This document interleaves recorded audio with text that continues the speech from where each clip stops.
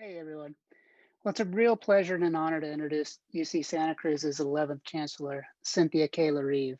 Though to many of us, she's known as Chancellor Cindy, who began her tenure at UC Santa Cruz on July 1st, 2019.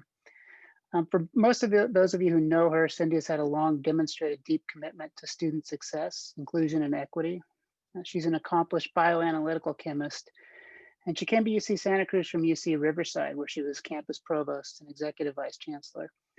Now, I could go on about her many professional accomplishments and the incredible journey that brought her to Santa Cruz, but I thought it would be appropriate to read one of the nominating statements about her. And it goes something like this. This has been an exceptionally challenging year. The trifecta of fires, COVID-19, and racial justice struggles on a national and local level.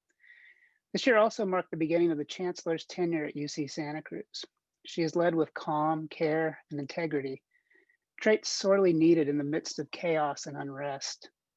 Her marked contribution to a changed, more caring, compassionate, and engaged environment came at just the right time for us all. So my colleagues and I couldn't agree more. And with that, I'd like to introduce Chancellor Cindy Larive. Well, thank you so much. I'd first like to congratulate all those who are being saluted tonight. The list reads like a who's who of community doers, and I'm just honored to be in your company. I'm so delighted to see Isabel and our Genomics Institute honored, as well as Jeremy Sanford, who played such a big role getting our molecular diagnostic lab up and running. The ability to test a large number of COVID samples locally has been a boon for both our campus and the greater community. I'm very proud of the work you all have done. I also see some UCSC alumni in the queue as well. Jacob Martinez, Susan True, Ruby Vasquez, Nada Miljakovic. Wonderful to see slugs making such a difference in our community.